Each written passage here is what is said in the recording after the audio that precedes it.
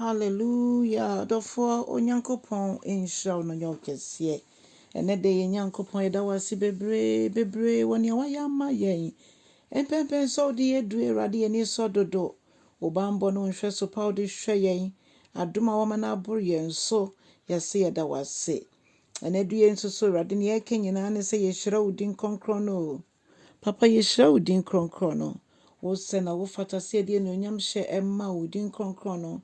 Wo sɛ na wofata sɛ Awurade yɛpagya wo din kronkron no. Wo sɛ na wofata sɛ Awurade yɛkamfo wo din kronkron no. Ne yɛka nyinaa ne sɛ Awurade ayɛyie ne nkamfo ne ntonton yɛ wo dea. Ɛnɛ du yi ɔdomfo pa yɛbɔ mpaeɛ sɛ Awurade bɛfa w'akwan. Awurade kyerɛkyerɛ yɛn w'asɛm mu. Na yɛnti w'asɛm mu asɛm fɛ anuonyam hyɛ ma wo din kronkron no. Yɛda w'ase bebree wɔ Yesu Kristo wo din mu ne yɛabɔ mpaeɛ. Hallelujah. Ɔdɔfoɔ no nso mema wakɔ aba de ba wo te aseɛ sɛn dwumadie yi so. Yɛbɛfa akenka asɛm afi Efesofoɔ mu ati baako. Ntikyɛmu mmiɛnsa de kɔsi nson no.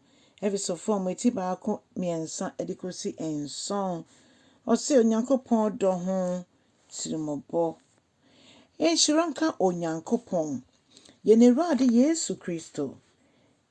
N'agya ɔde ne honhom mu nhyira nyinaa ehyira yɛn soro hɔnom Kristo mu.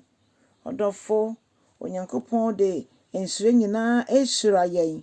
Sɛ nhyira ne nam Kristo Yesu so na ɔde adom yɛn san sɛ ɔde ne nkwa aba bɛto hɔ de asesa yɛn mumuyɛ owuo a na nka sisi yɛwu no Yesu. Ɔde abɛsesa ama yɛn nkwa. Ɛno mu ne yɛnya saa nhyira yi. Ɔsɛ sɛdeɛ oyii yɛn ɛwɔ ne mu ansa na wɔhyɛ wiase ase. Sɛ yɛnyɛ ahotefo ne nipa a wɔn ho nni asɛm n'anim. Yɛbɛtumi ayɛ sɛ nipa wɔn ho nni asɛm a na kyerɛ sɛ Kristo Yesu te yɛn mu na ne mogya no yɛ nim nea ɛtumi yɛ. Mogya no na ɛtumi hohoro yɛn mumuyɛ de yɛn mfomsoɔ ɛkyɛ yɛn. Na mogya no hohoro yɛn ho na Onyankopɔn de yɛn mfomsoɔ kyɛ yɛn a na afei Nyame nkronkron ne yɛtu anammɔn a ɛbɛfata Kristo Yesu. So wafa Yesu Kristo sɛ Awurade no kra agye nkwa anaa. Agye sɛ ɔbɛtena yɛn mu ansa na yɛtumi abɔ abrabɔtenene. Nti womfa no a ɛbere no nie sɛ ɔbɛfa Kristo Yesu ayɛ wɔ Awurade ɛne wɔ kra agye nkwa. Hallelujah.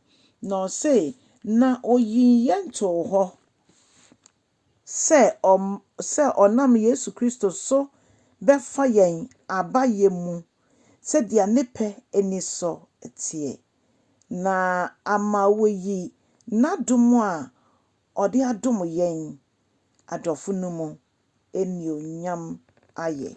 Na Yesu Kristo Yesu nam n'adom so ama yɛn nso yɛasa fata bia yɛbɔ yɛn din ɛde ka adɔfo ho.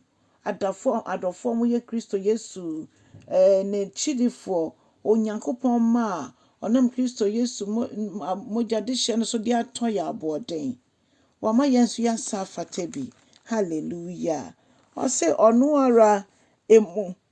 ara mu ɛna yɛnya ɔgye a ɛnam ne mogya soɔ. Ɛne mfomsoɔ fakyɛ no. N'adom bebree no mu. Ɔnam n'adom bebree no so. N'adom no dɔɔso. Ɛno nti na ogu so ahu yɛn mmɔbɔ no. Ɛno nti a ɛna ogu so ama adom no dɔɔso ma yɛn no. Ɛnti saa deɛ anka wiase sɛdeɛ ayɛ deɛ nka yɛn mu bie ni wobɛtumi agyina Onyankopɔn anim. Nanso Onyankopɔn wagye yɛn asie. Wafrɛ yɛn asie. Na Kristo Yesu bɛda heaven edidi kyɛ me ne wo no. Yɛni ba yɛn ho so no. Wama yɛn ho sɛ yɛgye ɔno Kristo Yesu di a ɛna Onyankopɔn ma yɛn tumi sɛ yɛnyɛ ne mma no. Onyankopɔn na ɔtwɛn sɛ yɛni bɛba yɛn ho so. Ampa Kristo Yesu ama yɛni aba yɛn ho so. Ɔdɔfoɔ abrabɔ yɛbɔ biara na ɔse yɛmbɔ ne kronkron yɛ mu yɛn ho ɛmma asɛm. Awurade ndom mmoa yɛn sɛ yɛkyea fi kwan pa no so a wakae yɛn na yɛaba abɛfa kwan papa no so. Awurade ndom boa yɛ saa na ɔma yɛhu n'anuonyam ne ne kɛseyɛ. Na wankyɛ no sane n'anuonyam mu a yɛn mu biara nyɛ ɔyeraba.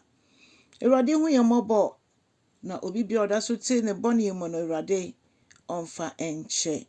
Ɛno nti na ɔbaayɛ fa w'akwan nyinaa hyɛ ne nsa ka wo bɔne kyerɛ no na ɔde bɛkyɛ yɛn na wama yɛn ahoɔden ɔsɛ ɔbɛte yɛn ho afi ne yɛntie nyinaa ho na nea yɛgye mu no yɛnsan nkɔ ho na mmom yɛbɛnante abrabɔ kronkron mu a ɛbɛtumi atwe akra nsɔm Awurade yɛano kasa yɛne yɛyɛ Awurade ma ɛnhyɛ no anuonyam ɛnɛ due mpo ebia me ne wo nyinaa yɛfeeli yɛntumi ama yɛabrabɔ anhyɛ Awurade anuonyam Awurade hu yɛn mmɔbɔ na yɛntumi nyɛ ne saa ɛda foforɔ mfa nhyɛ Kristo din anuonyam Onyankopɔn nhyira wo afikya asɛm no yɛn nyinaa yɛmbɔ mu na yɛnhyɛ Nyame anuonyam amen.